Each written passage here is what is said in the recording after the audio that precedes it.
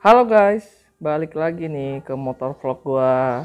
Nah, episode kali ini gua pengen bahas adalah 5 tahun pemakaian Mio M3 gua. Nah, gua tuh baru ganti plat tuh. Dari Februari 2020 sudah mengganti menjadi 2025. Lumayan lah. Itu artinya gua udah pakai Mio M3 kesayangan gua ini udah selama 5 tahun. Kayak ganti kaleng. Nah, di episode kali ini gua akan bahas apa aja sih pengalaman gue selama menggunakan Mio M3 ini. Oke, simak terus ya.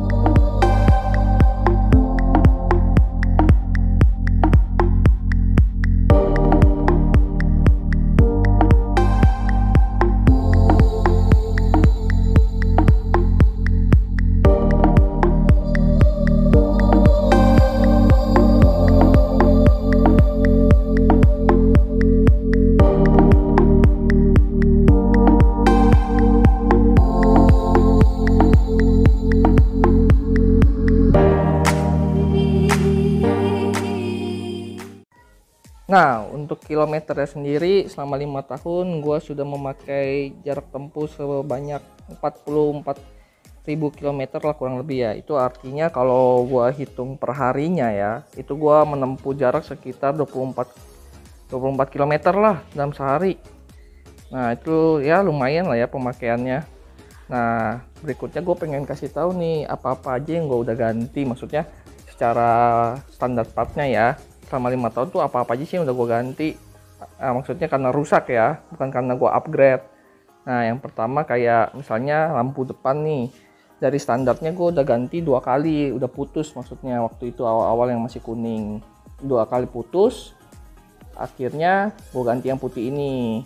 Kalau 2 kali dalam 5 tahun sih menurut gue wajar ya, cukup bagus ya. Dia punya kualitas. Nah, berikutnya yang udah gue ganti juga itu akinya itu juga dalam 5 tahun pemakaian gue baru ganti 1 kali nih.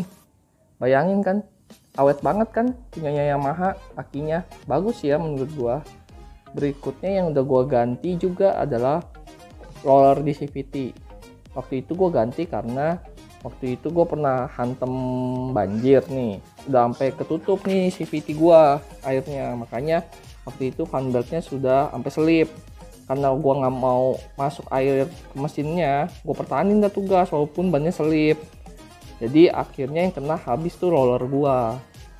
Nah, karena itu doang sih alasannya, bukan karena pemakaian 5 tahun tuh rollernya peyang atau apa, enggak. Karena emang salah gue sih, gue yang hantam banjir terlalu tinggi waktu itu. Habis itu udah, sisanya nggak pernah ganti-ganti lagi selama 5 tahun. Awet kan berarti gitu. Sisanya sih kayak lampu rem lah, 1 kali gue ganti doang. Selama 5 tahun gue baru ganti rem 1 kali, lampu rem. Awet banget kan. Biasanya kan suka ada banyak yang putus tuh ya. Gue juga nggak tahu sih, kadang gue baca-baca juga ada yang suka sering putus. Tapi kalau Mio M3 gue sih baru 1 kali itu putus. Dan itu juga baru tahun kemarin putusnya. Ini baru gue ganti. Cukup awet ya.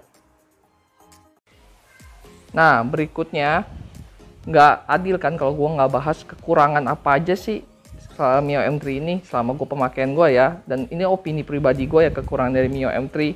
Kalau kita ngomongin Mio M3 standar bawaan pabrik, pertama yang menurut gue kurang dari Mio M3 itu adalah dari sektor kaki-kakinya, ban depan dan ban belakang.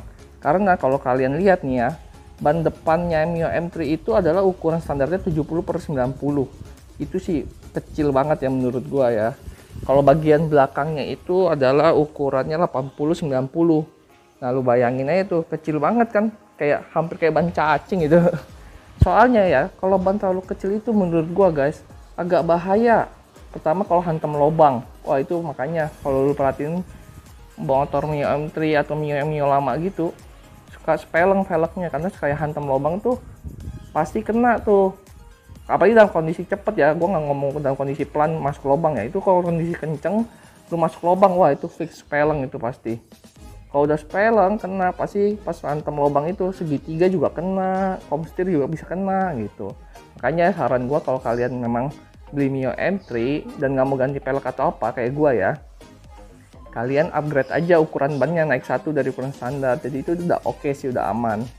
Kalau gua kan karena waktu itu gua juga tuh hantam lubang pakai kondisi standar, habis pelek gua habis. Nah akhirnya gua inisiatif lah, udah gue ganti pelek aja sekalian, gue bannya bener-bener gue gedein, jadi gue lebih nyaman dan aman kalau mau nggak mau kena hantem lubang gitu guys. Itu kekurangan yang pertama menurut gue ya. Kekurangan berikutnya menurut gue nih ya, kan ini Mio M3 desainnya oke lah ya, sporty ya, tapi waktu itu kalau kita pertama kali beli, spionnya dapetnya buset standar banget, kayak Mio jadul, padahal ini kayak sporty, harusnya ya dapat lebih oke lah ya. Nah, berikutnya yang menurut gue kekurangan dari Mio M3 ini adalah dari segi tarikannya. Walaupun dia sudah Blue Core dan 125 cc, tapi gue pernah bawa sekali, bawa ngebut nih motor ya, dengan kondisi bener-bener masih lumayan baru. Top speednya sih waktu itu gue cuma dapat maksimal, udah maksimal banget sih 90 km, agak susah ke 100 sih ya. Mungkin apa gue yang kurang jago bawanya, atau mungkin teman-teman ada yang bawa bisa lebih dari 90, komen aja itu, tapi dalam catatan kondisi standar ya teman-teman ya, jangan udah di otak-atik ganti ini itu ya. Kalau memang kalian bisa lebih dari 90 km per jam, boleh coba komen aja ke gua gimana caranya, gue pengen tahu, keren sih itu. Kalau gue cuma maksimal 90 km per jam walaupun 125 cc ya ini ya, gitu guys. Nah, berikutnya gue akan juga bahas kelebihan dari Mio M3. Nah, kalau menurut gue ini kembali lagi ya, menurut gue pribadi dan pemakaian gue pribadi ya, adalah kualitas plastik partnya ya. Ini sih, wah, dibandingkan kompetitor ya anggap aja si saya patah ya. Ini sih awet banget kondisi plastiknya. Udah mau dioprak-aprik berapa kali pun nggak bunyi-bunyi cuy. Masih aja nggak bunyi, pokoknya mantap dah kualitasnya. Sama kualitas paintingnya juga oke, menurut gue bagus. Nah, berikutnya adalah tampilan Mio M3 ini sporty banget dibandingkan teman-teman rival sekelasnya. Kenapa? Udah bentuknya tajam-tajam ya kan. Mana ada kita temuin motor sekelas gini nih yang harganya segitu dapat kayak 2 layer gini nih. Ini sporty banget loh kesannya, jadinya bikin tambah 2 layer gitu. Tapi gue juga nggak tahu sih, mungkin ya namanya selera ya. Ada yang beli Mio M3 malah ininya dihilangin, terus ininya dikempul gitu jadi rata lagi ya, itu kembali lagi ke selera. Tapi kalau menurut gue sih ini keren banget. Udah ada asen karbonnya, bentuknya tajam-tajam gitu ya kan. Kalau ini kembali lagi opini gua, ini sih keren, sporty banget lah dibandingkan lawan-lawannya. Berikutnya dari segi mesin, nah tadi gua bilang kelemahannya di top speed, tapi kelebihannya menurut gua mesinnya sih tangguh banget. Buktinya waktu itu gua hantem banjir yang tadi gua bilang gua gara-gara ganti roller, udah kerendam segini masih nggak mati cuy, masih ngebandel, hantem terus. Itu sih tangguh habis. Terus mesinnya awet, suaranya juga nggak tahu berisik-berisik banget ya, walaupun udah 5 tahun makanya. Kan ada tuh yang suka sampai bunyinya nggak nyantai banget gitu ya, kalau punya gue sih nyantai. Nah itu mungkin karena rajin rawat atau apa, gue juga nggak tahu ya, mungkin beda-beda tiap orang. Kalau kalian punya kondisi atau opini yang berbeda dari gue, coba komen aja, kita tampung semuanya ya yang udah pakai Mio M3 lama. Oke? Nah, berikutnya gue mau kasih denger nih suara mesin motor gue nih. Kan banyak yang nanya tuh mungkin suara knalpotnya kayak gimana setelah gue ganti, kan belum sempat gue rekam. Nah, sekalian gue mau nunjukin bunyi mesinnya setelah 5 tahun pemakaian. Kan kadang ada yang bilang bunyinya kasar lah, apalah. Kita buktikan saja ya. Yuk, kita nyalakan dulu.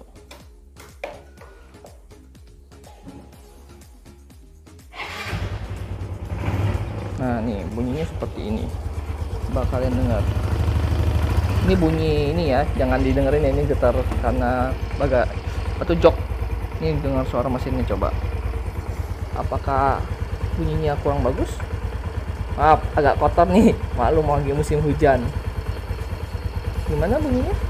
Menurut gue sih segini halus ya, wajar ya. Karena belum pakai air radiator ya. Ini masih pakai kipas biasa gitu. Gimana bunyinya?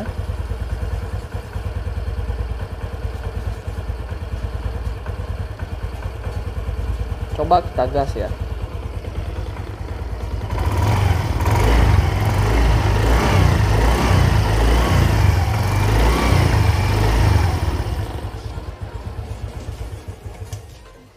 Nah, itu udah gue matiin.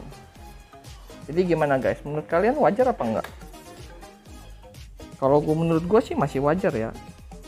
Nah kalau menurut gue sih alasan kenapa masih oke mesin segala macam itu memang kembali lagi tergantung ke perawatan masing-masing ya. Kalau gue sih gue rajin ganti oli gardan juga. Kalau ganti oli sih ada yang berdasarkan kilometer, kalau gue sih karena feeling sih ya, berdasarkan itu aja sih gue per 1 bulan. Kalau untuk oli gardan gue per 2 bulan, maksudnya berarti 2 kali ganti oli mesin baru gue ganti oli gardan. Ada yang juga bilang oli gardan gantinya per 1000 km. Nah itu tergantung kalian lah, suka masing-masing. Kalau gue sih sukanya begitu. Terus kalau untuk oli mesin nih, kalau ini opini pribadi gue ya, kalau gue sih kurang suka pakai Yamaha Loop. Entah kenapa kalau menurut gue tuh kayak baru pakai 2 minggu atau 3 minggu tuh udah kurang oke. Akhirnya gue sekarang tuh lebih suka pakai Shell AX7 kalau nggak salah, AX7 atau AX5 gue lupa. Nah itu gue lebih suka pakai itu. Terus jangan lupa guys, ini kan kalian punya motor, rawatlah baik-baik, sering dicuci kalau kotor segala macam. Mungkin kotor juga dapat mempengaruhi performa mesin gitu-gitu. Jadi ya rajin-rajin lah dicuci ya guys, kayak mandiin diri sendiri aja, kita rawat motor kita gitu guys. Nah guys, segitu aja video gua kali ini. Itu adalah berdasarkan pengalaman pribadi gua dan opini pribadi gua. Nah kalau kalian punya opini tersendiri terhadap Mio M3 kalian, boleh yuk di komen di bawah, biar gua tahu problemnya tiap Mio M3 pasti berbeda-beda kan, tergantung pemakaian juga, perawatan juga. Jadi kita saling sharing sama-sama pengguna Mio M3. Oke guys, segitu aja video gua kali ini. Jangan lupa di like, di share ke teman-teman juga ya, siapa tahu berkat ada testimoni dari kita, Mio M3 banyak yang pakai di jalan, jadi kita bisa sama-sama ketemu pengguna Mio M3 di jalanan. Oke guys, segitu aja. Terima kasih sudah menonton. Thank you. Jangan lupa di subscribe ya kalau suka. Bye bye.